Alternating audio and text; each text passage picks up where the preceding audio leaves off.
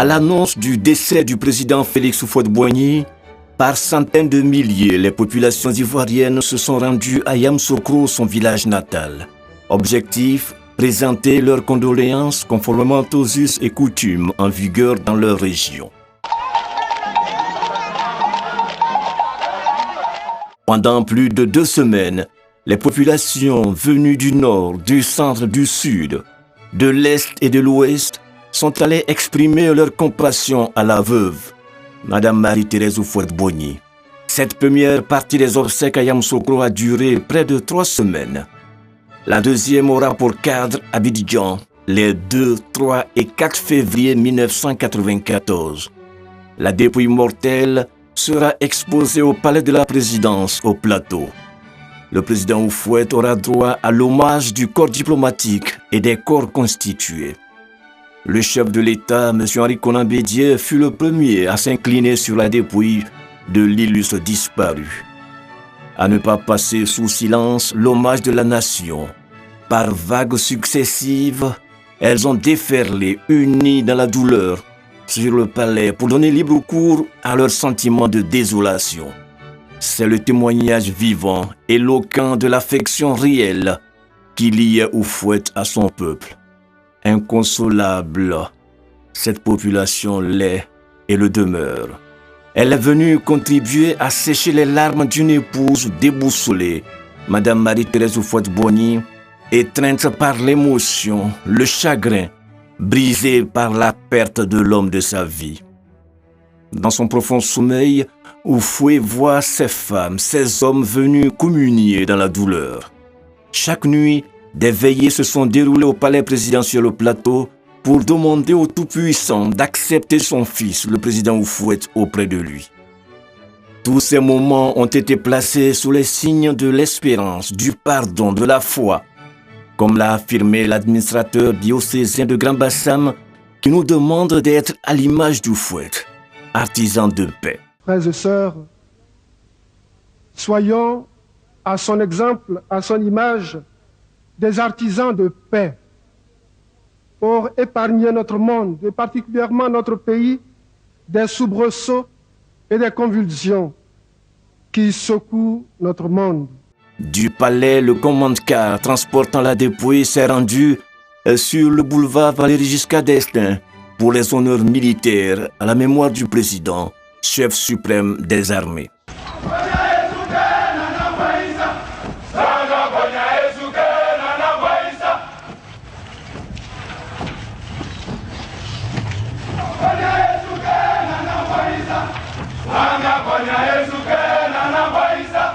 Après ces honneurs militaires à Abidjan, cap sur Yamoussoukro. Tout au long du trajet, les populations sont sorties massivement pour dire adieu à celui qui, durant des décennies, les a guidés avec amour.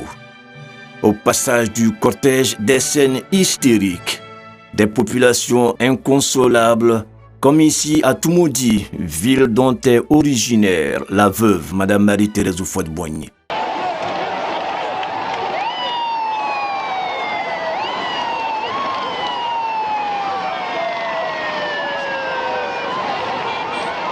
La ville de Yamoussoukro qui accueille son fils le plus illustre, le plus digne. Le cortège se dirige à la fondation qui porte son nom, la fondation Félix Houphouët-Boigny pour la recherche de la paix. Cette flamme qui illumine le cœur de Félix Houphouët-Boigny qui a su donner un contenu concret à un mot, paix. Le président avait su cultiver avec beaucoup de bonheur cette denrée rare qu'est la paix. Ce fut pour lui une passion, voire une obsession, et l'histoire le retiendra. Tout le monde, en vérité, reconnaît combien la vie et la liberté, la paix et la fraternité, le développement et la dignité de son pays ont toujours compté parmi les obsessions majeures et les passions exemplaires de l'existence terrestre du président Houphouët-Boigny. Merci mon cardinal de le rappeler pour les générations présentes et à venir. Cette existence terrestre d'Houphouët qui a pris fin le 7 décembre 1993 Houphouët-Boigny fut un véritable artisan de paix qui, somme toute, fut un humble croyant, ainsi que l'a rappelé dans son homélie, avec beaucoup de justesse, Monseigneur Bernard Agré, évêque du diocèse de Yamoussoukro. Houphouët, chercheur de Dieu. Comme les autres hommes de foi, il est apparu comme un humble croyant, chercheur de Dieu dans la prière dans l'intimité, la prière sur la place publique, se mêlant à la multitude de ses frères et sœurs, chercheurs de Dieu. Merci à Madame Marie-Thérèse Houphouët-Boigny, celle qui, avec beaucoup de dignité, porte le fardeau de cette disparition sur ses épaules. Pourquoi celui dont je fus l'un des collaborateurs les plus proches est parti, s'interroge l'ambassadeur Georges Wonier. Excellence, à défaut d'une réponse à votre question, un seul geste, écraser cette larme qui perle à vos yeux. Car Houphouët-Boigny est près de son Dieu qui l'attend sur le seuil de sa maison.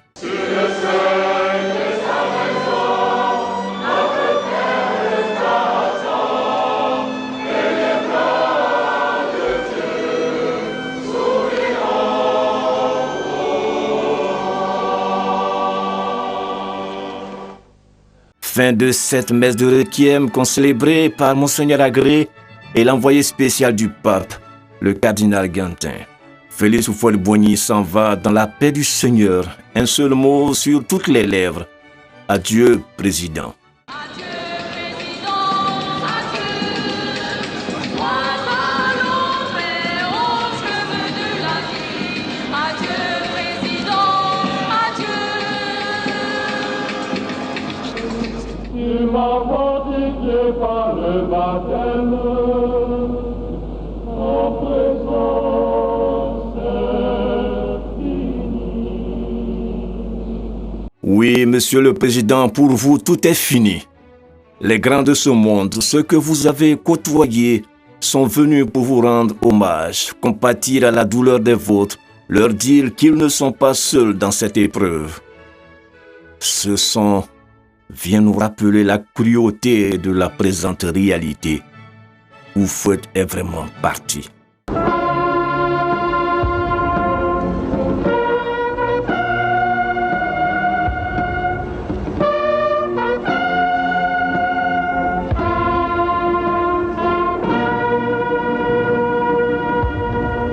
Vers où regarde-t-elle? Vers le cercueil.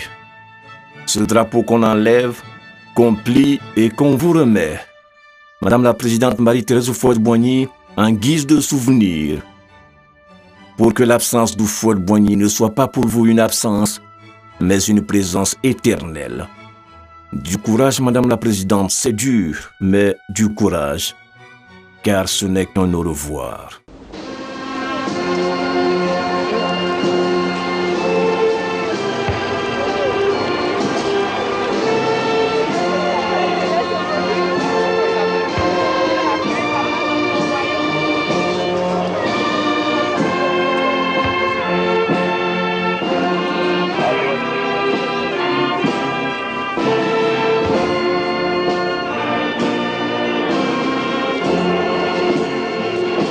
Monsieur le Président, au moment où vous partez là-bas, sur ce commande-car pour regagner votre dernière demeure terrestre, je remonte le cours du temps. Des images fortes me reviennent à l'esprit. Alors c'est ici, on m'avait réservé cette place-là, dominant tous les autres. Alors je dis non, je vais être à égalité. Et voici ma tombe à moi. C'est ma tombe à moi. Celle que je choisis en face, mon frère unique, à droite mon fils aîné et à gauche la maman. Et tous les autres, les temps. Nous avons prévu même pour le petit enfant, il y a 68. Mais à égalité. Et là, il y a Houphouët qui est devenu chrétien, il y a des anémises, il y a des musulmans. Dieu fera le tri. Mon président, je ne vous oublierai jamais. Le peuple ivoirien ne vous oubliera jamais. Adieu, Monsieur le Président.